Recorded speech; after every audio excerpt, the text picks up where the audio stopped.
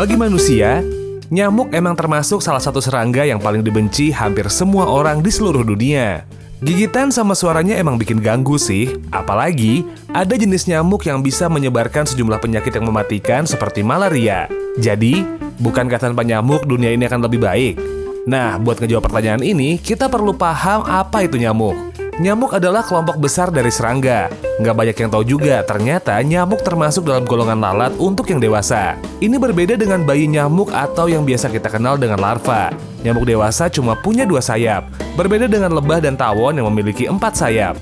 Ada 3.500 jenis nyamuk dengan perilaku yang berbeda. Nyamuk betina perlu mengambil darah dari manusia untuk bisa bertelur, sedangkan nyamuk jantan hanya minum nektar dari tanaman agar mereka dapat bertahan hidup. Sebagian besar nyamuk aktif pada malam hari, ada juga yang aktif pada siang hari. Dan jika nyamuk betina mengambil darah dari orang yang terinfeksi virus tertentu atau penyakit parasit seperti malaria, dia akan dapat menyebarkan penyakit itu kepada orang yang akan digigitnya nanti. Ada sekitar 40 jenis nyamuk betina yang benar-benar berbahaya, karena mereka dapat menularkan penyakit yang bisa membuat orang sakit. Kalau nyamuk penyebar malaria ini hilang, benarkah dunia akan jauh lebih baik? Ternyata nggak juga.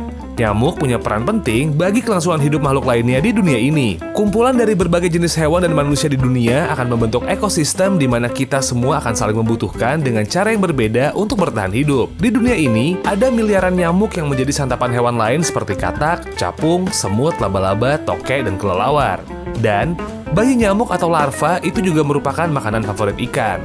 Nah, kalau nyamuk hilang nih, banyak hewan bakal kekurangan makanan.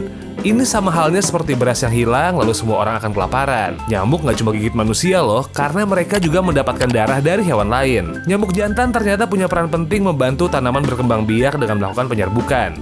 Dan juga memberikan kesempatan untuk tanaman agar dapat menyebar dan tumbuh di tempat yang berbeda.